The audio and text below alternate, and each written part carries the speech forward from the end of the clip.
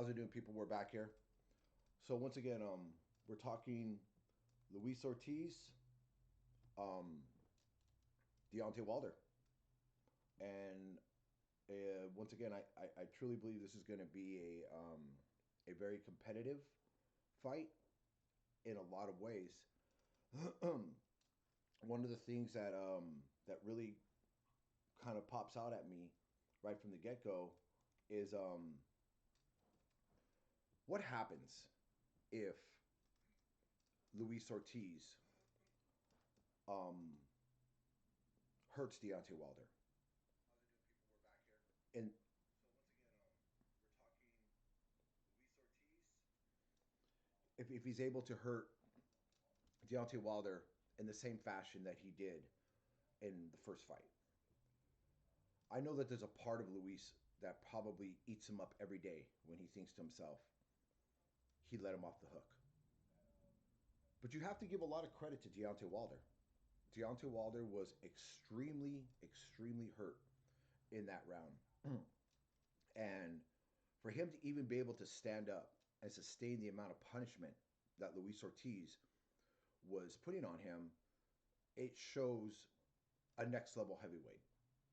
There's not too many heavyweights in the past that have been able to come back from that amount of beating and still come out victorious like Deontay Wilder did.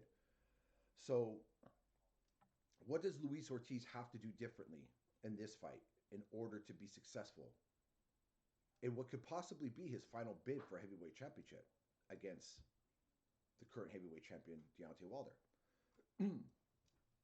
um, One thing is, I think Luis has to go back to what he knows he can do very well, and that is box. Luis Ortiz comes from a very talented group of fighters out of Cuba. A lot of people look at Luis Ortiz like he's this, like his name, King Kong. He's just this big puncher. But he's not. Luis Ortiz is actually a very talented boxer. He has a very educated jab along with other aspects of his boxing ability. I think if he takes a page out of what Tyson Fury did in his fight against Deontay Wilder and box Deontay, keep Deontay guessing. Even though he's the shorter man, keep the jab in Deontay's face. Make Deontay take that backward step. Those can be the possible advantages for Luis Ortiz. At that point, if he hurts Deontay Wilder, can't let him off the hook. At that point, he should choose his punches wisely. Don't just go in there crazy and throwing punches everywhere and stuff. I mean, the thing is if you go back and you look at that fight against Deontay Wilder and Luis Ortiz when he did hurt Deontay, the one thing that Ortiz should have done was the body.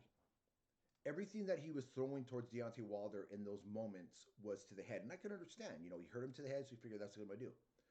But work the body, bring the hands down, gives you those open spots, those opportunities to the head.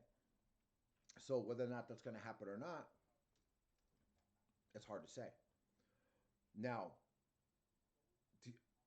Luis Ortiz has already proven he's got the power to hurt Deontay. Now, does he got the power to put him down? A lot of people are saying, well, Deontay Wilder, was knocked down by this person. Let me tell you something right now. Fighters can get knocked down early in their career out of nervous energy, not being prepared, not being in the right spot at the right time, just not doing the basic fundamentals that were taught in the gym because they're so involved in the moment. But when Deontay Wilder was put to the test, hurt against a man who is highly avoided, who has real heavyweight power, real heavyweight size, and a pedigree, an amateur boxing pedigree behind that, he passed the test. When you come back and you not only sustain that kind of punishment and you knock the man out, to you send a message. Tell me one heavyweight in recent history Has Tyson Fury done it? No. Tyson's won some good fights against some good fighters, but Tyson hasn't really put that stamp. Now, yeah, he was successful in his bid in the sense that he didn't get knocked out against Deontay Wilder. But nobody talks about what Tyson Fury did for the first 11 rounds. They only talk about what Deontay Wilder did to Tyson Fury in the 12th when he dropped him. That was the most dynamic, the most dramatic aspect of the entire fight. Now, in a, that's what you have to look about when you're looking at the Deontay Wilder Luis Ortiz fight. The fact that Ortiz hurt Wilder, but he survived.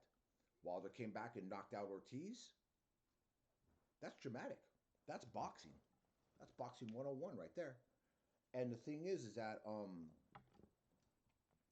in the situation right now that's going on with this whole monopoly shuffling of heavyweight champions, I know people are talking about the upcoming, and we're going to talk more about that tonight too, today, this morning, about the Anthony Joshua, Andy Ruiz fight coming up. But right now, I want to concentrate on the real heavyweight championship that's happening, and that's Deontay Wilder and Luis Ortiz. Joshua had his opportunity. He failed the test. Now, Joshua's going to have an opportunity, obviously, to come back and do what he's going to do, but we'll talk about that in a minute. But right now, what does Deontay Wilder have to do to beat Luis Ortiz? Beat Deontay Wilder. Deontay's gotten better and better, obviously working with famed amateur and former champion Mark Breland. He's got a very good jab. He knows how to dictate the range. He knows how to control the action within the ring when he's smart and he's on his game. But Deontay also has a tendency to get a little amateurish, and that has a lot to do with the fact that he doesn't have that extensive amateur background of guys like Luis Ortiz, and he started boxing at a later time of his life. But the advantage Deontay does have is the fact is he's an athlete. He's a multiple sport athlete in high school. Um, he he's very athletic, and that's why he's able to adapt and evolve into the fighter that he is today. He's able to do things in the ring that you really shouldn't do, especially with a guy of his size. But at the end of the day, the one thing Deontay I feel can do to really, really set the tone, prove to the world he is who he is, and that's the heavyweight champion of the world, is to be smart. Fight smart from round one. Don't go in there and feel like you got to prove anything to anybody. Control the distance. Put Luis Ortiz in the positions where you can land that big right hand. Don't go in there throwing wild bombs, because I'll tell you right now, if Ortiz camp is thinking the way I'm thinking, I'm looking for Deontay to do that. I'm looking for him to come in wild with this reckless abandonment where he throws these wild punches, and I'm going to counter him. I'm going to put him in a vulnerable situation. And believe me, if Luis Ortiz drops Deontay Wilder, I can't say for sure, but this fight can turn out differently. Because at that point, Deontay is going to have to somehow calculate within his mind, what do I do now? I just got dropped. Not only to myself, but I just got dropped on national television, pay-per-view. So the point is, Ortiz knows this. Deontay knows this. So Deontay's advantage is he has to fight smart. And he has been putting on weight, but in order for Deontay to continue to be successful against, especially some of these guys that are coming up in the heavyweight division, he cannot go into these fights at 117. At 217 pounds. It's not gonna work. And we'll touch on that with the Andy Reese and what I think the big mistake they made in their camp. But so right now, Deontay has to go in there, think about the range, keep Ortiz at a distance because he is a shorter man. Deontay has shown the ability to be able to fight close, but I wouldn't take that risk. Why? With his size, his athleticism, he doesn't need to do that. Now, I'm not saying get into a boxing match with Luis Ortiz, but Deontay Wilder's a better boxer than he gives himself credit for. I think sometimes, when he's done that, he's gone in there and he's shown that, especially working with a guy like Mark Breland. You know, Breland was a guy who in the amateurs, was 110 and one as an amateur and a gold medalist. The man knows boxing. So my prediction for this fight is, I think, because of the fact they both have felt each other's power. Meaning, Deontay was hurt by Luis Ortiz. Ortiz was ultimately stopped by Deontay Wilder. They both are fully aware of the power that each one of them possess, and that they both have the ability to hurt the other fighter. I don't see this fight starting off as a barn burner. I don't see this from round one, them dropping bombs on each other. I think they're both going to come in very, very controlled, knowing they're going to have to pick and choose their spots. So for the first possibly one, two, maybe even 3 rounds, I see it being a little bit of a chess match. And then at some point, and I think it's honestly going to start with Ortiz. I know Deontay is feeling good coming off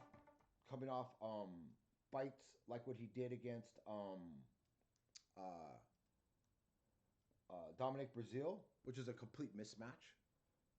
And Deontay went in there, did exactly what he could do. Dominic Brazil was there for the taking. Don't get me wrong, Dominic is he's a solid fighter, and he did a much better job against Anthony Joshua. The thing is Deontay Wilder went in there and did exactly what he was supposed to do. Dominic was standing there and he just went in and he dropped the right hand on him. And unfortunately, there's nobody in the heavyweight division that possesses the power that Deontay Wilder possesses right now. Nobody. Anybody who thinks that Anthony Joshua, Andy Reese, Tyson Fury, I don't care who it is, none of them.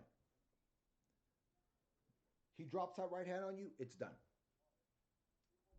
So going into this fight, like I said, I think it's going to be Ortiz who's going to try to initiate the bomb squad action. He's going to go in there and try to hopefully hurt Deontay. He might even try to catch Deontay cold within the first couple rounds if he thinks Deontay is a little passive. But because I'll tell you right now, there's going to be no passiveness in Luis Ortiz. He's a guy who's going to go out on his shield. He knows Deontay has the ability to stop him. He knows Deontay has the ability probably to knock him out in the first round. But Luis Ortiz is going to go in there with that mindset. It's either, win or die. Now, Deontay, he's got a little bit more to lose in the sense that he's a heavyweight champ. He not only wants to win this fight, he wants to look controlled, but I think most of all, Deontay wants to look disciplined. I think he wants to show he's a better fighter than people give him credit for. I know a lot of people from, that are deters of Deontay Wilder say, well, he's still very amateurish, he gets wild, he does this, he does that. I will agree. But at the end of the day, once again, I'm going to say his athleticism helps him overcome these flaws. And if Deontay comes in disciplined and listening to his corner and controls Luis Ortiz and shows the ability to hit and not get hit, because that's another thing that Deontay had, he's getting better at it. We didn't really get an opportunity to see too much against Brazil because, he just completely walked over Brazil. But his ability of him getting hit, he hasn't shown the greatest defense. And he got hit a lot against both Tyson Fury and against Luis Ortiz. So if he comes in and if he shows that his skills are evolving into more of a pure boxer puncher, where he's got the ability to go in there and be elusive and do the things that you're supposed to do in the ring, rather than just be, an Arturo Gatti. And nothing against Arturo Gatti, I love the guy, blood and guts, but a guy who just goes in there and drops bombs and then takes bombs, drops bombs, takes bombs. People love that kind of fighting, but you're not going to sustain a long career doing that. And Deontay understands that, and especially at his age, he's still a young guy, but the clock's ticking. So the opportunities are out there, but he's got to pass this test. And that's the one thing I like about Deontay Wilder right now. I don't hear him saying he's not focusing on anybody else in boxing right now. Not Andy Reese, not Anthony Joshua, or even Tyson Fury. I know there's been some talk about Tyson Fury, and that fight will happen in 2020 or 2021 or who knows when. But right now, he knows he's got a big test. And probably the most dangerous guy in the heavyweight division next to him in Ortiz. You know, I don't see. I mean, to me personally, I mean, I look at the heavyweight division and I know there's some good fighters and some guys coming up. But who honestly is as dangerous as Luis Ortiz right now in boxing other than Deontay Wilder? You can't say Anthony Joshua. Anthony Joshua, has his own mountain he has to climb in Andy Reese in a bit. You look at some of the other guys coming out of the UK. Derek Chisora? No. Dillian White? No. These guys have failed the test. They both failed the test against Anthony Joshua. So if you wanna put, apples to apples, oranges to oranges, you take Derek Chisora, you take Dillian White, and you put them in that same basket with Anthony Joshua that got beat by Andy Reese. And that means Andy Reese would do the same thing to those guys. Now I know styles make fights and fights can always be different. But I'm going to tell you something right now. I know there's been a lot of talk about Deontay Wilder avoiding guys like Dillian White and fighting who they called old man Luis Ortiz. Anybody who really knows boxing looks at it. You tell me you put Dillian White in the ring with Luis Ortiz, which I think would be a great fight for as long as it lasted, until Luis Ortiz invokes his power, his punching power on Dillian White. Because Anthony Joshua doesn't hit as hard as Luis Ortiz. And the thing is that these guys have already failed that test against who I think is not a massive puncher in Anthony Joshua. Joshua is a big puncher. He's a bigger puncher than Andy Reese. He's a bigger puncher than Dillian White and Derek Chisora, but he's not a bigger puncher than Deontay Wilder or Luis Ortiz. And that's the difference. So right now, they're in a situation where, there's all these fighters, but who's really the threat? So I just wish people would wake up sometimes and say, this is a fight. This is the chance where you got two guys who actually have an equal chance of beating each other. And I know we got Anthony Joshua and Andy Reese coming up here. And a lot of people are thinking that Andy Reese is going to go in there and do the same thing again. We'll see, we'll talk about that in a minute. But so right now, my prediction is Deontay Wilder is going to be Deontay Wilder. Is this fight going to end early? Is it going to be another situation like what happened with Stavern, where Stavern gave Deontay a very competitive fight in the first fight, and then the second fight, Deontay Wilder just completely went in there, overwhelmed him, and knocked him out in the first round? No. Because Bermese Stavern is not Luis Ortiz. Bermese Stavern was not prepared for that fight. Bermese Stavern didn't even look like he even trained for the fight. Or maybe he was just way too overconfident. Luis Ortiz is focused on Deontay Wilder. And Deontay Wilder's focused on Luis Ortiz. And these are two guys, don't get me wrong. People can say whatever they want. I know there's been talk about Luis Ortiz saying things about Deontay Wilder and Deontay Wilder saying things about Luis Ortiz. These guys respect each other. I'm not going to say they're buddies, but they are friends. They are two guys that respect each other, but they got a job to do. And the job starts this Saturday. So do yourself a favor.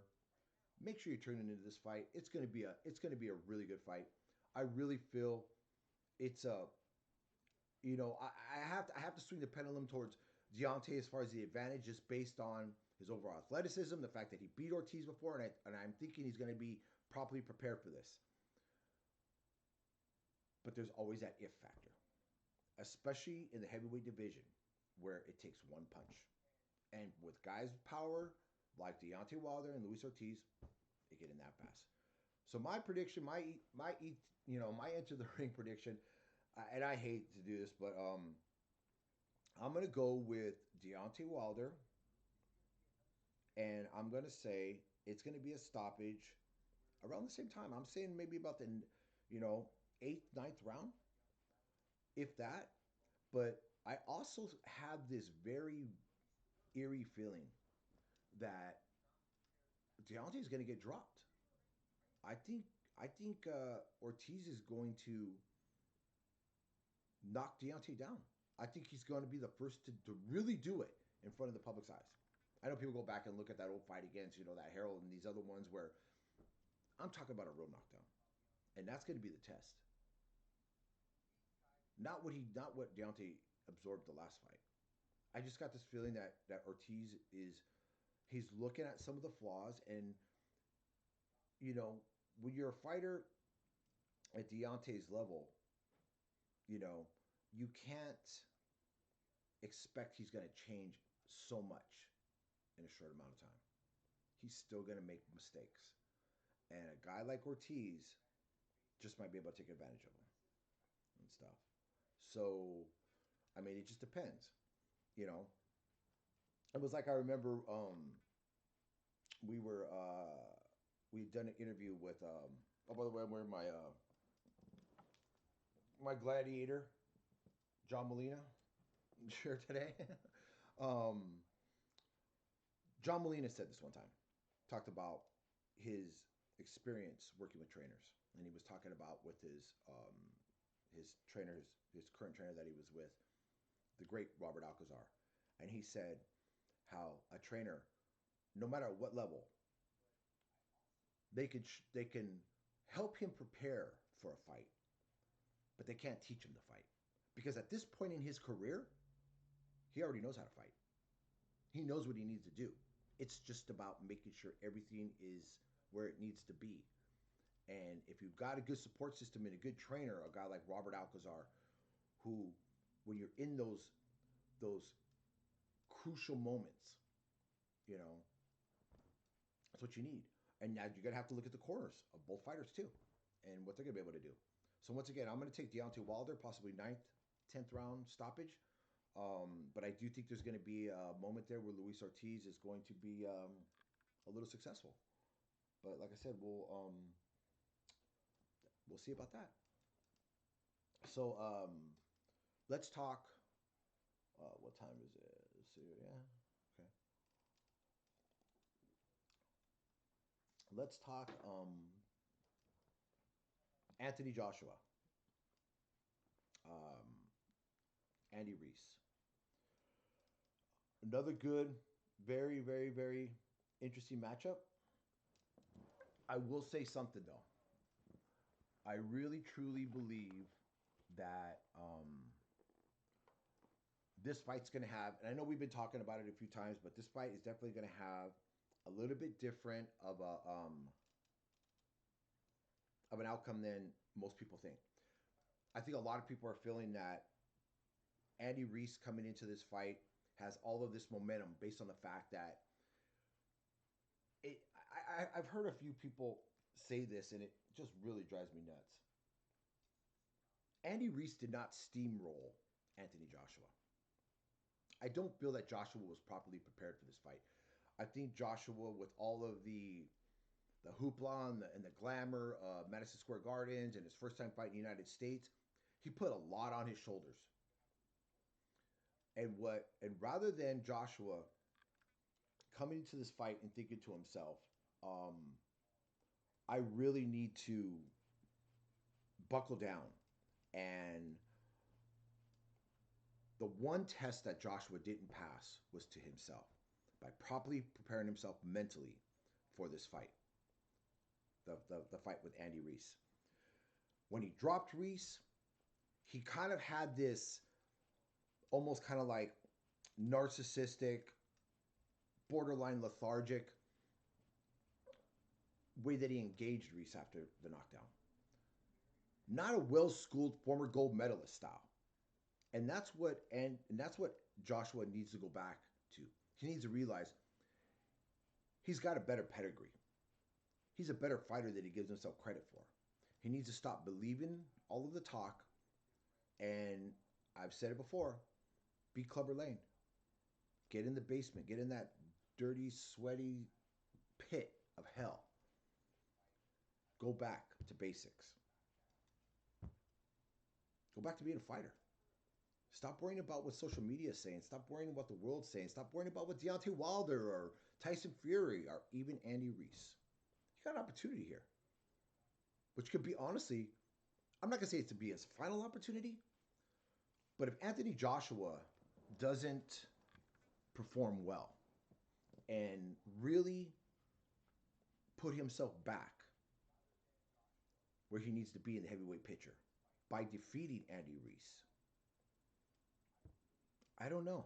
I don't know what happens at that point. I don't know what kind of discussions guys like Eddie Hearn will have with Anthony Joshua or his camp because there will be no, $100 million fights against Deontay Wilder. I think those are dead anyways. Now, if I was Anthony Joshua, and this is just me, this is what I would do. I would go back and watch a fight from the past. And that fight was Lennox Lewis versus Hasim Rahman. When Hasim Rahman beat Lennox Lewis, and we talked about this before, in South Africa, Lewis was overconfident. He didn't train properly, whatever the case. That's all hearsay bullshit. Hasim Rahman went in there and caught Lewis, knocked him out, and basically showed Lewis, you're not as good as you think you are. You're still a man. And that was the thing that happened with Anthony Joshua. He was starting to think he was superhuman. He was starting to think that all you had to do was walk in the ring and these guys would buckle and fold. Well, the unfortunate thing was he wasn't fighting Dillian White, who stood in front of him. He wasn't fighting Joseph Parker, that stood in front of him. He fought Andy Reese, an unconventional, a little unorthodox, but well-schooled sharpshooter. And what I mean by sharpshooter is if you look at the way Andy Reese throws his punches, he throws very sharp, complete combinations with pop. Now, I'm not going to say that Andy Reese is this, I know his moniker is the Destroyer. He's not a destroyer. He's not a destroyer in the sense of a Deontay Wilder or even a Luis Ortiz. But he's got enough. But I think a lot of why he was able to put Anthony Joshua in the position that he was able to was Anthony Joshua, when he got knocked down, you saw it in his face. It was almost kind of like Samson getting his hair cut off. He just, all the power, all the focus, all the confidence that he had was still on the floor, was still on that mat, even though he got up. He didn't do what Sean Porter did when Sean Porter got knocked down by Errol Spence, got up and looked at Errol Spence across the ring and went, come on, man, let's do this. I've been in that situation before. Let's do this. I'm not over. I'm not out yet. But he didn't. He looked at the media. He probably looked at Eddie Hearn. He looked at his car. What he should have done was got up and looked right at Andy Reese and said, you know what, dude? Good punch. Now let's go. I dropped you once. You dropped me once. Let's see who goes down for the third. He didn't do that. Anthony Joshua has to remember who he is. At the end of the day, he's a fighter. And I hate to say he's got to hopefully come into this fight with that heart. Now, if he does now the reason I said for him to watch the Lennox Lewis fight, if you watch the rematch with Hasim Rahman, Lennox Lewis came into this fight angry. I mean, you could see it from the lead up to the fight with the interviews, which he did very little, like Anthony Joshua. Anthony Joshua's kind of been off the radar because I really feel he's focusing and he's really barreling down. He understands the severity and the importance of this bout coming up. And the thing is, Lennox Lewis had made a comment, I remember, about Hasim Rahman.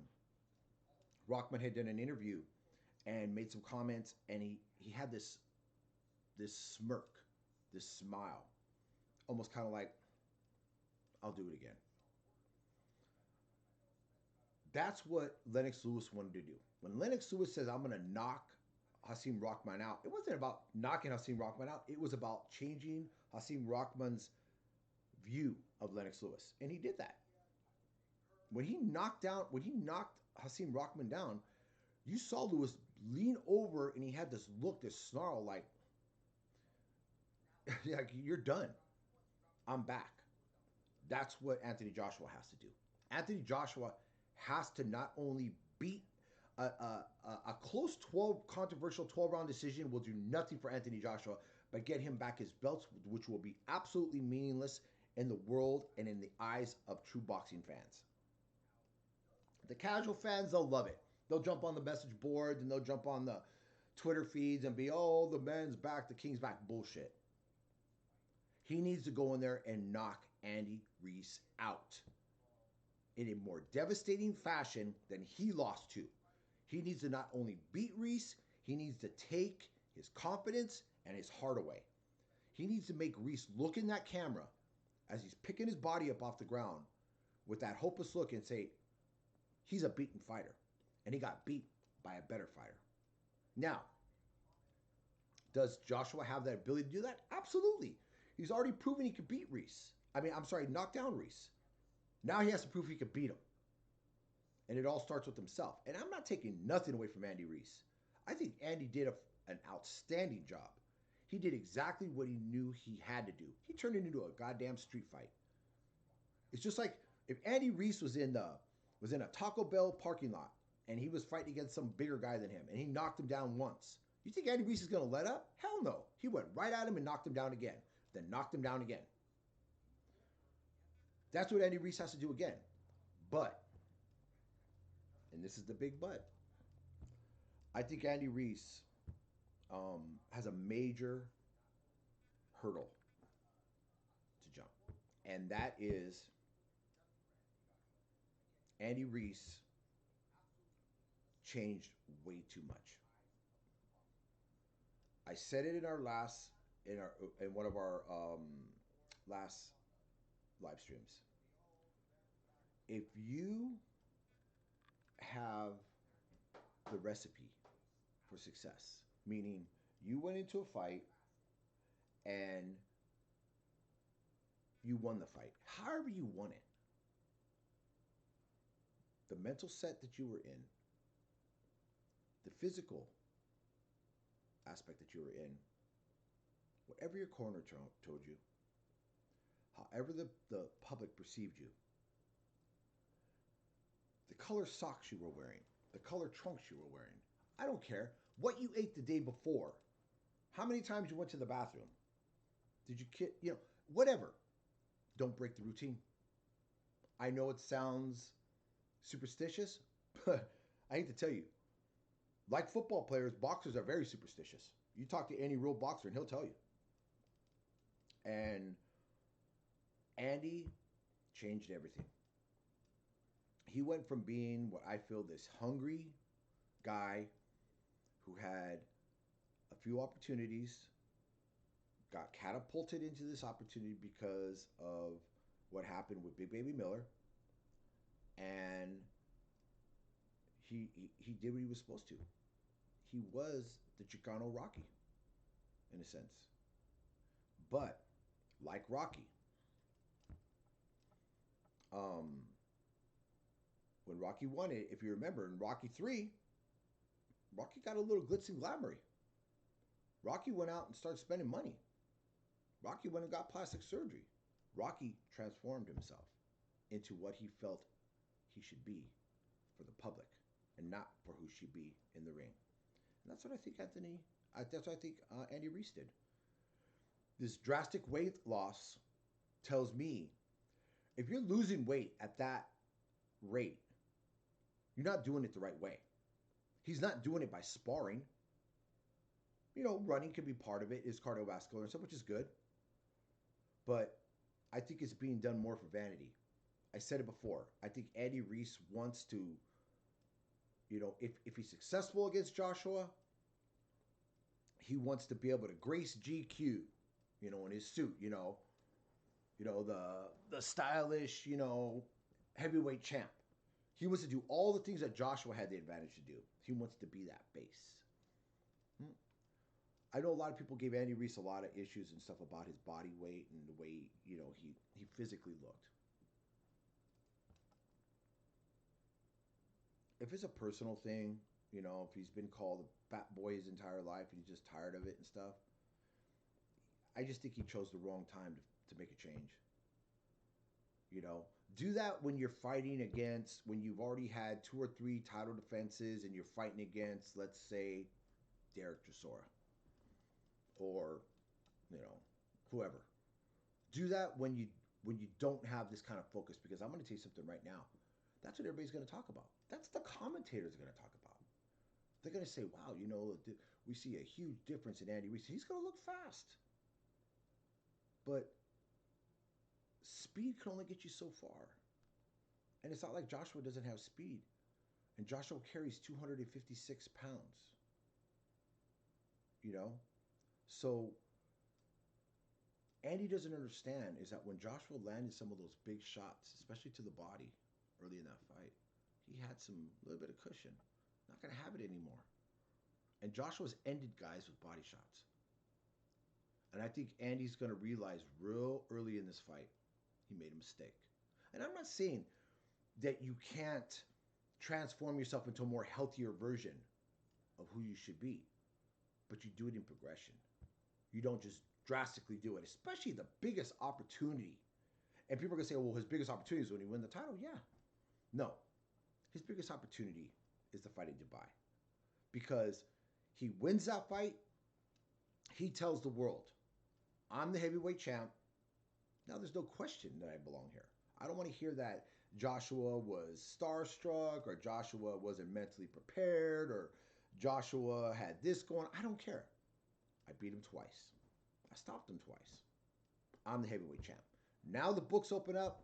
He's not going to be the A side like his people have talked about against guys like Deontay Wilder or against Tyson Fury. It's not going to happen. And is Anthony Reese going to be successful against either one of those guys? I highly doubt it. Because the difference between Anthony Joshua, Deontay Wilder, and Tyson Fury is the mental aspect. Tyson Fury goes into a fight knowing he's a heavyweight champ. Deontay Wilder goes into a fight knowing not only he's a heavyweight champ, but he's got the ability to knock you out. If anybody thinks that Andy Reese could stand there in front of Deontay Wilder and take that right hand, go watch MMA. Go, well, I don't know. I'm telling you, it's not going to happen. Andy Reese will never be the undisputed heavyweight champion of the world. It will take an act of God. I'm sorry. He doesn't have the physical presence to beat these other guys. He'll be successful. I mean, he can get lucky. Anything can happen in boxing. But right now, he's got a huge mountain to climb in Anthony Joshua. Because if he thinks he's going to go in there and do what he did last time, his punches alone with the weight loss are not going to be as effective on Anthony Joshua. And people are going to be like, whoa, weight isn't always a factor. Oh, really? I'm going to tell you how it is. Let's look at the lighter weights. Okay? Things like, people talk about, a person being a weight bully or this or that or this or that. If you look at like Nonito Donaire in his last fight against Inoue, the reason why Donaire was successful, even though he lost a fight, and it was a very competitive fight, I thought it was an amazing fight actually, and nothing against either one of them. And I take my hat off to Nonito for putting on an amazing performance. But Nonito came back down to the weight that he was used to, that his body was accustomed to, that he was comfortable at, where he was powerful. The same thing goes the other way. There's some fighters that can go from a lighter weight, be moderately successful, move up, and their body evolves into this more power. You add 4 pounds, 5 pounds, and all of a sudden they're turning into a power puncher. Well, Andy Reese dropping the weight isn't going to help his power punching. I'm not saying that you necessarily have to be a heavy guy to be a power puncher. I was always a big hitter when I was fighting. And it had nothing to do with weight. It had to do with balance and just how I threw punch. Andy Reese has that ability But I'm gonna tell you right now, he's gonna find out when he hits Joshua with some of these punches, and Joshua doesn't respond the way he did last time, and he's gonna start questioning things.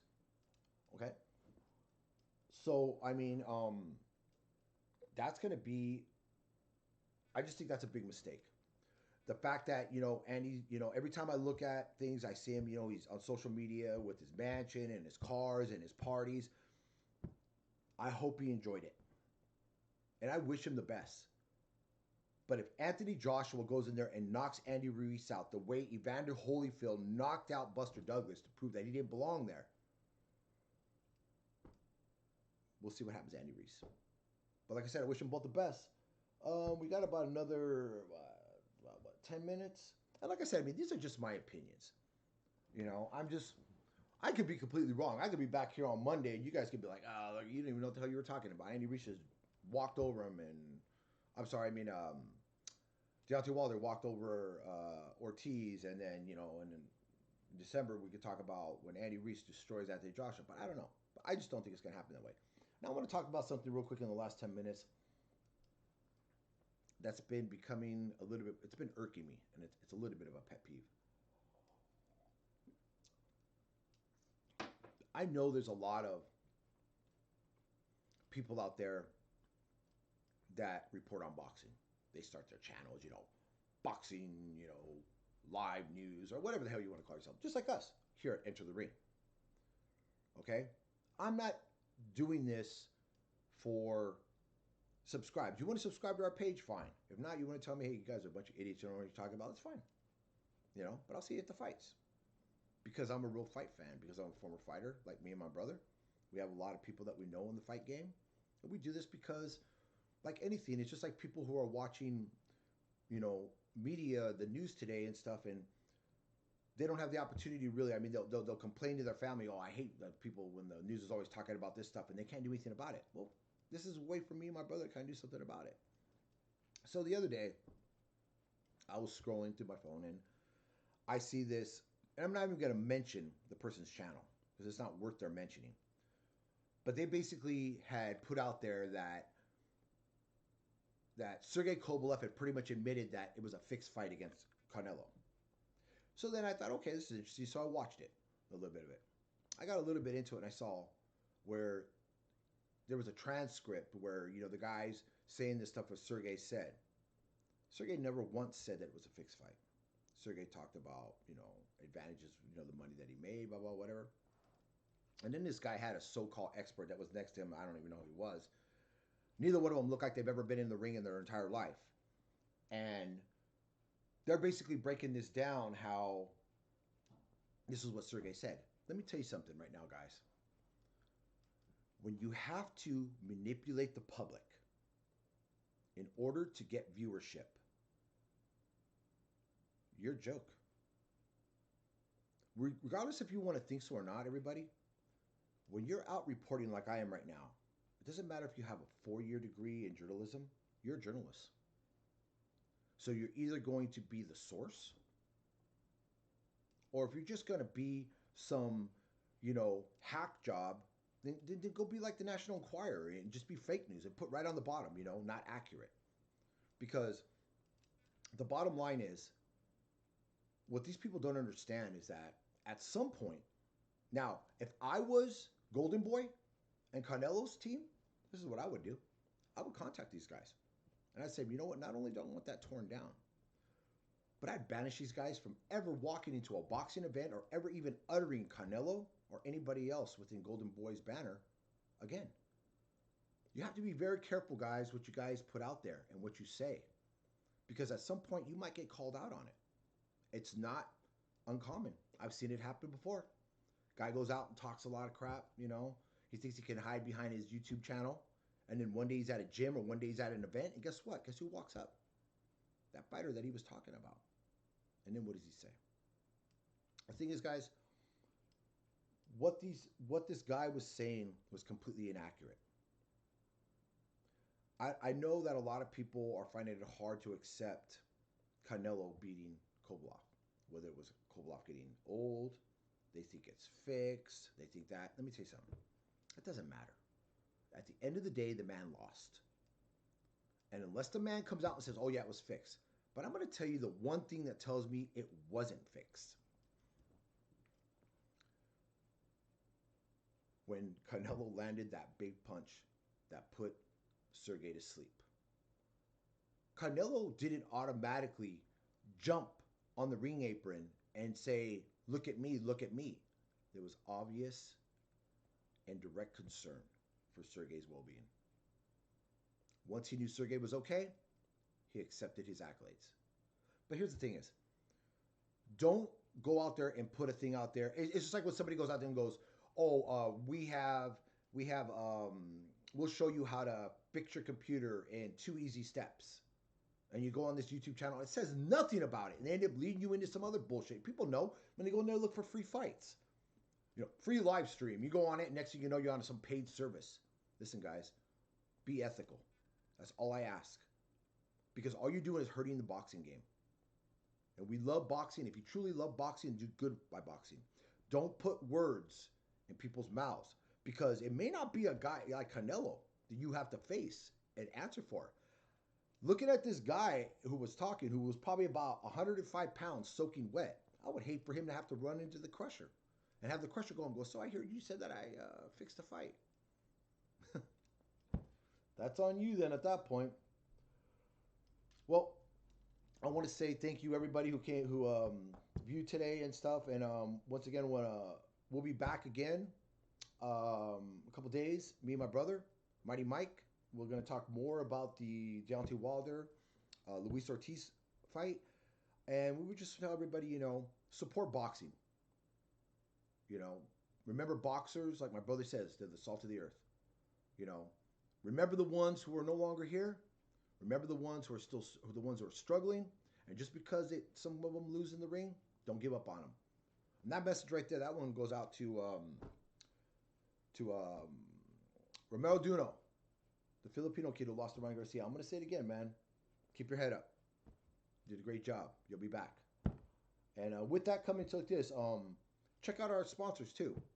Battleware, we Stablemate, and our brand new segment that's going to be coming on with new merchandise, Boxing Pinoy. So we'll be talking soon once again. For Enter the Ring, my brother Mighty Mike, who's getting some rest.